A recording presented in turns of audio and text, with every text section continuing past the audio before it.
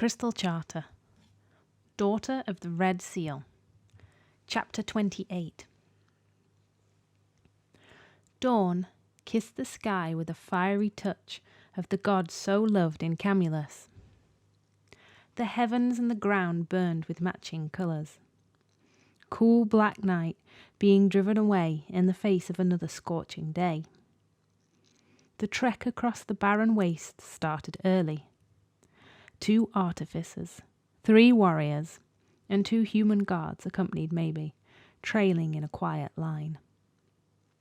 Their dusty footsteps disturbing the burnt black surface to reveal the simmering red underneath, like dying coals.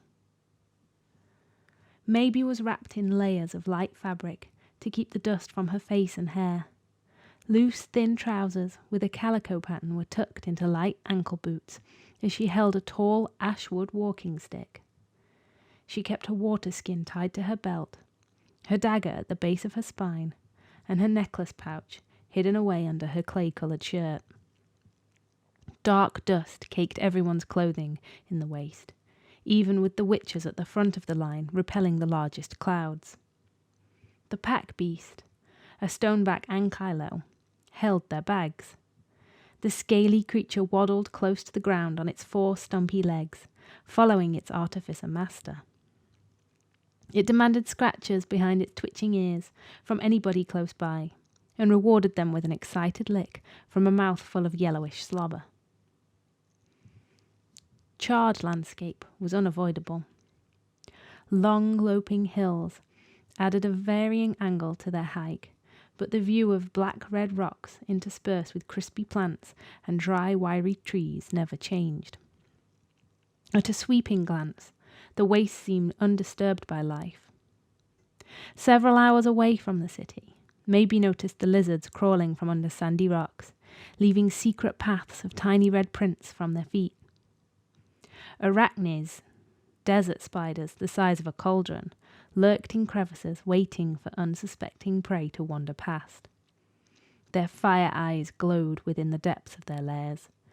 Their route avoided the nests, but it did mean travel at night was foolish.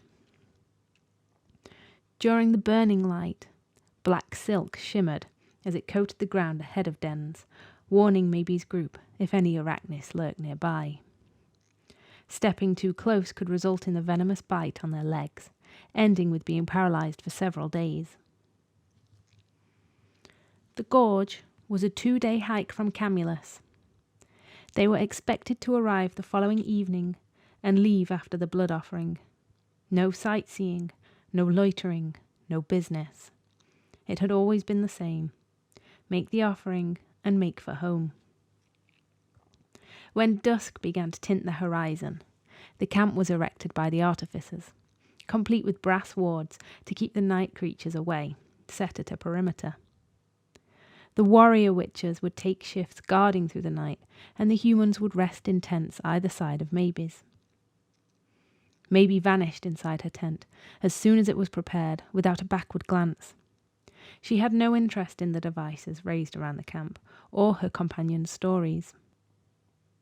Laughter from the crystal fuel fire needled through the thin fabric of her tent beside her. Her keepers began a night of gossip in her absence, enjoying the lack of a sullen and sardonic human girl. As scheduled, they arrived at Sachem Gorge the next evening. Maebe had begun to doubt whether they would arrive in time as she had watched the sun slip down towards the horizon while the landscape remained unchanged. The huge canyon had appeared in the last moments of light, and the sight should have taken Maebe's breath away. Instead, she felt hollow, her insides carved out like the gorge itself. She sat back on a heat-blackened rock, dusting her clothes with the charred surface, and stared into the magnificent depths. Highlights shone in gold from the setting sun, stretched into a distance beyond imagining. She couldn't summon any feeling to the surface, above a layer of incertitude that had formed a cage over her every thought.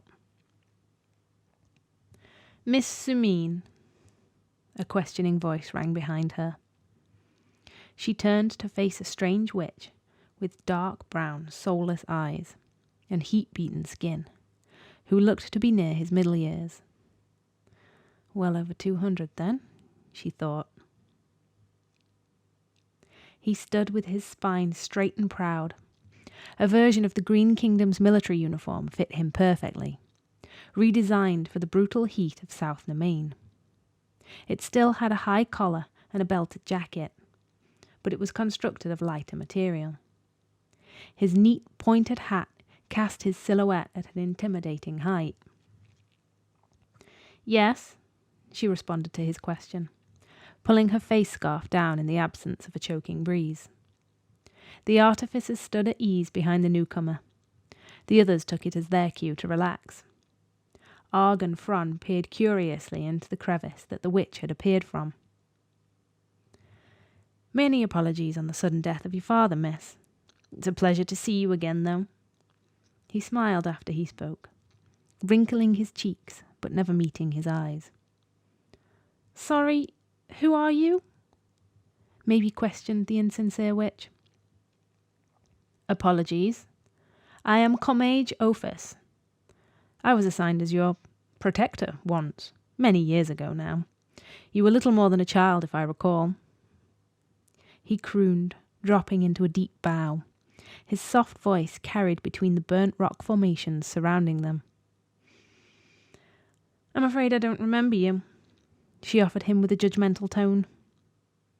"Ah, I must have been a boring guardian to such an energetic child, then," he joked, his flinty eyes locked onto Maebe's, and she felt like a silk mouse under the gaze of a baby griffin, like she was going to be chewed with and left for dead just for fun.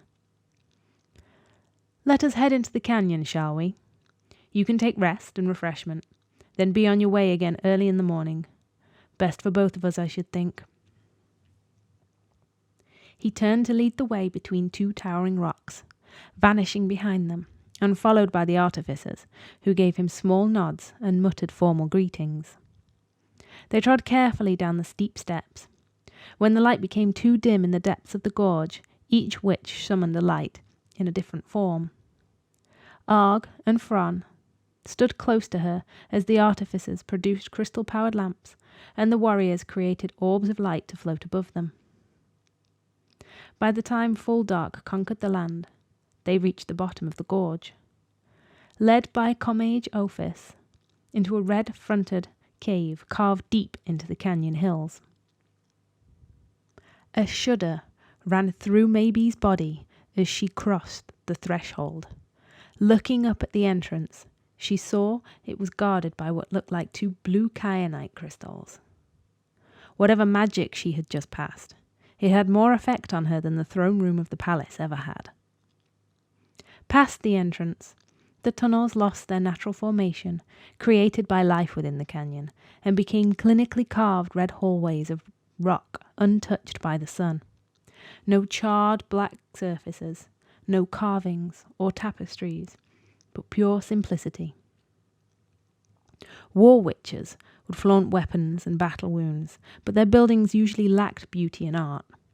Plain constructs, built for people who desired only perfecting their skills, not their homes. She imagined this structure had been occupied by war witches long ago. It had only been loaned to the artificers who resided there, in exchange for hefty sums of crystals the king had paid to the war guild.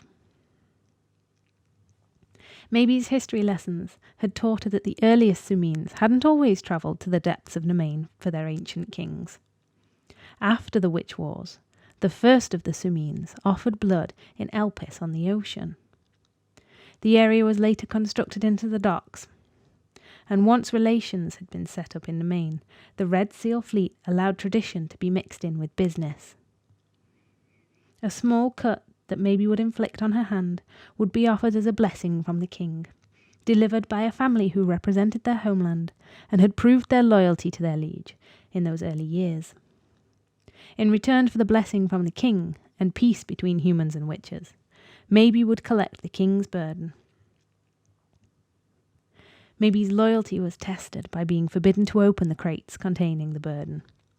She had theorized as a child that they had been empty, just a hollow gesture between two countries who shared a border with the infested lands. But she had once shaken one of the smaller wooden boxes and heard it rattle. During her first journey as a girl, she had learned that opening the crates would shatter her loyalty to her king, proving the humans of Green Kingdom were unworthy to rule themselves, and undoing the gift of protection the gods had left for humans. All symbolic nonsense, she knew. The gods had vanished. "Miss Sumine," Ophis said, bringing her wandering mind back to task. "Your chambers are here. I assume you've been taught the rules of the blood offering," he asked, staring down his nose at her. Maebe sighed in annoyance before spilling her answer out like a milk jug knocked on its side. "No leaving your chambers. If you have to leave, you can only do so with permission, in which case summon a servant to escort you. No questioning any witches in the gorge. No looking inside the crates containing the king's burden. No leaving without informing the commage. You." She scowled up at him. "No." "Very well. I see your father went for the rote learning option. I just hope you understand the rules," Commage Ophis criticised. "Remember, these halls aren't as safe as your home. This is a country built by savage warriors. They are far safer if we know where you are." He pasted another unpleasant smile on his lips. "Would you like to join me for the evening meal?" "No." "Well, I had heard you were direct," Ophis chuckled. "At least you aren't a simpering woman to cater to. I'd honestly have no idea how to treat you if that had been the case." Maebe released the sound before she could stop herself. "Very well, Miss Sumine. I shall see you in the morning. Your human guards will be on the other side of your room, and a platter of food shall be brought to your chamber post-haste." With that, he twirled on his heel, causing his light clothing to float elegantly around him. Maebe shut the door on his shadow and rested her forehead against the black wood. She gathered enough energy to bathe in the pre-filled bathtub, pleased to be removing days of dirt from her skin. The water was kept warm with a fire lit underneath the thin rock it rested on, creating as much sweat as she felt she was washing away. A servant witch came with a platter of finely sliced boiled roots and some form of roasted lizard, a delicacy for Maine. She lit each of the hundreds of tiny candles in the room with a sudden burst of power, leaving Maebe in the tub of blackened water to prepare herself for bed. "I'll remember to bring Elsie next year," she murmured to herself after the servant shut the door to her chamber. Finally free of dust from her hair and skin, Maebe tossed herself onto the black furs and soft blankets made from the fine-scaled waste lizards. Her room was modest, a heavily draped bed, and a black desk with a washroom and an open chamber to one side. Long metal stands held candles from ceiling to floor, a wall of flame opposite her washroom. For just a second, she closed her eyes to the flickering sting of Cain's flames, and found her hand had reached underneath her shirt and rested on the pouch fastened around her neck. How can I make this right? Her thoughts drifted from certainly guilt to her father, sorrow. What she had to do in the morning, fear. Eventually, she completed her emotional spectrum by landing on the king's order to be married off to somebody in the autumn. Mouse. Was it too late to take the king's permission for that person to be Mouse? She had wanted to see him, hear his reassuring voice and his immature charm. She had refused him for a foolish reason before, and yet, in Clest, he had still given her a reason to smile. He had gone into the woods with her, and she had told him a clumsy truth. She did want him. Then he slept beside her. Warmth at the memory flushed her in the firelight. He chased everything away. When her mind landed on him, it fixated and drifted. He was comfort. He wanted to be around her. He wanted her.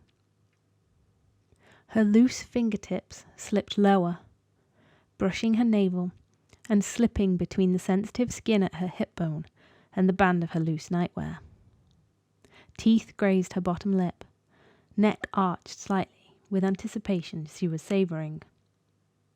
She turned from her side to rest comfortably on her back, and as she did so, the weight around her neck shifted and tapped against her breast. "Ugh!" she growled, sitting upright in bed and scowling down at the black pouch holding the crystal. "Trust you to ruin it."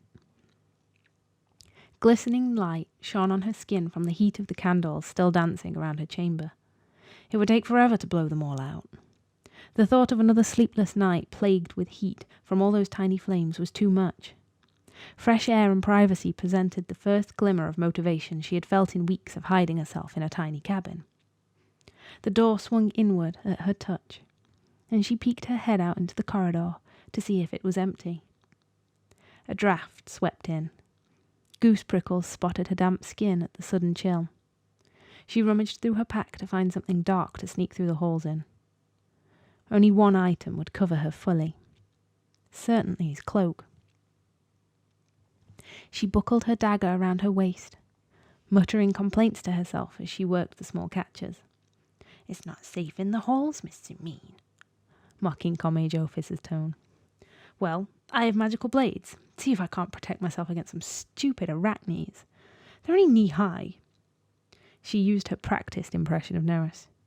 "Oh no, don't bite my delicate ankles." Useless.